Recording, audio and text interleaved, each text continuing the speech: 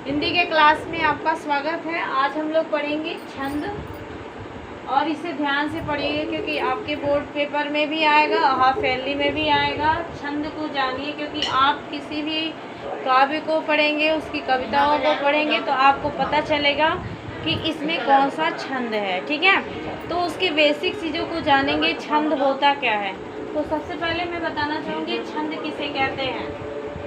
तुक, यति, गति, वर्ण एवं मात्राओं का जिन काव्य की पंक्तियों में ध्यान रखा जाता है, क्या रखा जाता है, ध्यान रखा जाता है, उसे छंद संज्ञा से विभूषित किया जाता है। ठीक है, तो और आपको बता दें छंद जो होता है दो प्रकार के होते हैं। छंद कितने प्रकार के होते हैं? दो प्रकार के होते हैं। एक मात्रिक छंद होता है, एक वर्णवृत्त छंद होता है। और वर्णवृत्त छंद आपके सिलेबस में इस बार नहीं है। 30% आपका जो कटा है उसमें वर्णवृत्त छंद जो है कट गया है। आपको बस केवल मात्रिक छंद ही पढ़ना है। कौन सा छंद पढ़ना है? मात्रिक छंद पढ़ना है। ये हो गया आपके छंद। एक छंद और होता है मुक्त वर्णवृत्त होता है, जिसमें ना की मात्राओं की गणना होती है और ना ही उसमें वर्ण की गणना की जाती है। तो ये तो समझ में आ गया। तो छंद क्या है? तुक, यति, गति, वर्ण, मात्रा का ध्यान रखा जाता है जिन पंक्तियों में, उसे छंद संज्ञा से क्या किया जाता है? विभूषित किया जाता है।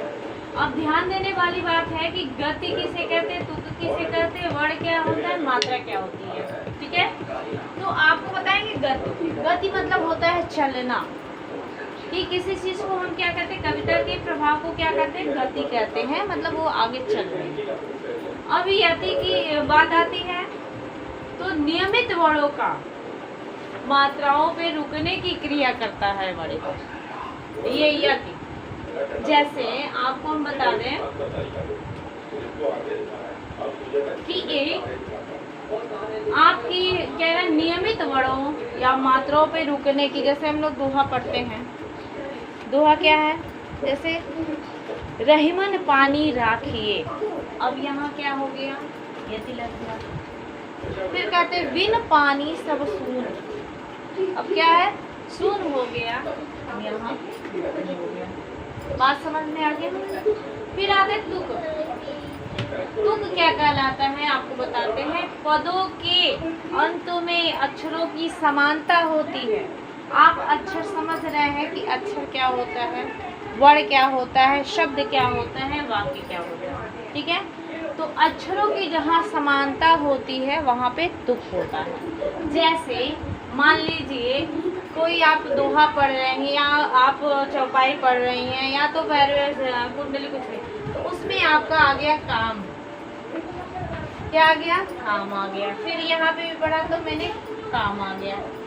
तो वर्ण की समानता क्या है कि अगर यहाँ पे ये गुरु हो गया, ये लघु हो गया, ये गुरु हो गया, ये लघु, ये होती है वर्णों की समानता। बात समझ में आ गया? ये होता है तुक। फिर आते हैं, अब सबसे पहले जब हम मात्रिक छंद पढ़ते हैं तो उसमें आपके लघु और गुरु होते हैं। लघु की संख्या जो होती है एक मात्रा की होती है और गुरु की संख्या जो होती है दो मात्राओं की होती है। तो ये तो आपको समझ में आ गया होगा। गति, यति, तुक, लघु और गुरु, है ना। तो आपको अभी हम बताएंगे कि लघु का काम क्या है आपके इसमें।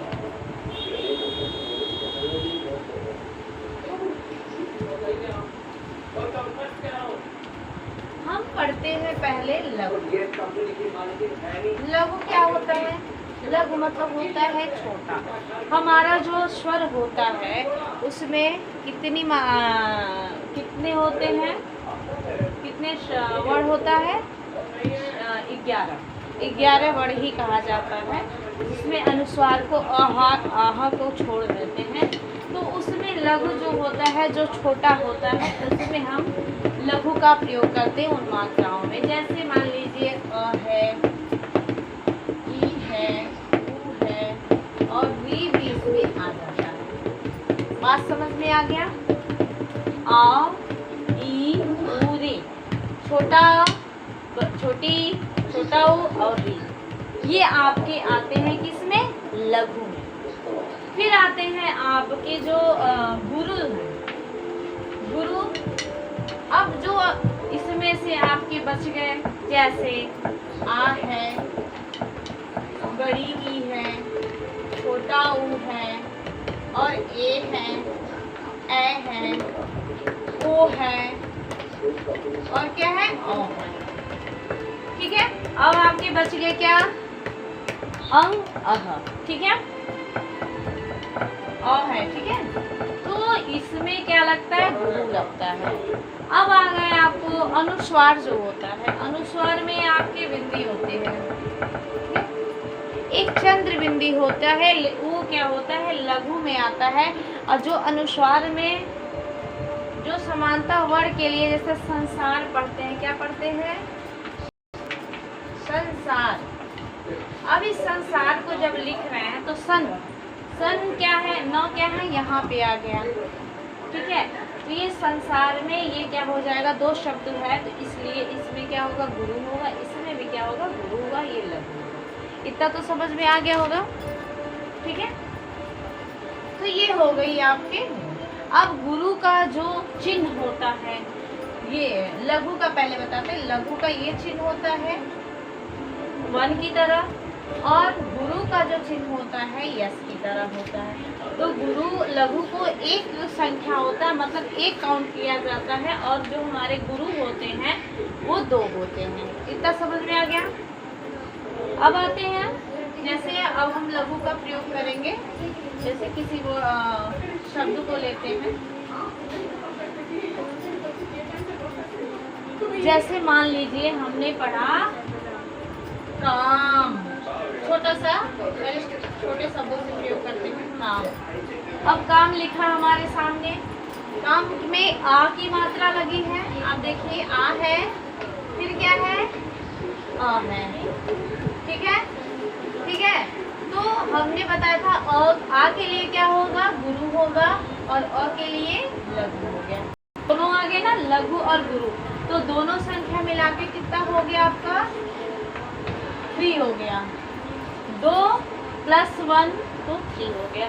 तो ये आपको समझ में आना चाहिए कि लघु गुरु कहाँ है। तो जब आप उसका बेसिक चीजें जानती रहेंगी, यति, तुक, गति, ये सब क्या होता है, तो उसी के अनुसार जब आप कविता पढ़ेंगी तो आपको इतना पता होगा कि आप इसमें किस मात्राओं पे गुरु होगा, किन शब्द में, और किस वर्ण पे लघु होगा। तो इतना आप लोग एक्सरसाइज करिएगा कि लघु गुरु की जो संख्या है, मतलब जो वर्ण है वो कौन कौन सा है आपको बताया गया है। लघु और गुरु। लघु की मात्रा जो होती है 1 होती है, और गुरु की मात्रा जो होती है तो 2 होती है। ठीक है, आज के लिए इतना ही। फिर आगे का हम पढ़ाएंगे आपको मात्रिक छंद किसे कहते हैं। ठीक है, तो आज के लिए इतना एक्सरसाइज आप लोग करिएगा, जिसमें आपका वर्क रहेगा। जैसे मान लीजिए यति हो गया, गति हो गया, तुक क्या है, लघु क्या है और गुरु क्या है, ये सब चीज़ें आपको याद करनी है। और एक ये आपको पढ़ना है। जब इसको पढ़ लेंगी तो कोई भी कविता आप पढ़ती हैं तो आपको पता चलेगा कि उसमें मात्रिक छंद में जो मात्राओं की गणना की जाती है तो कहाँ पे गुरु होगा, कहाँ पे लघु होगा। Thank you so much.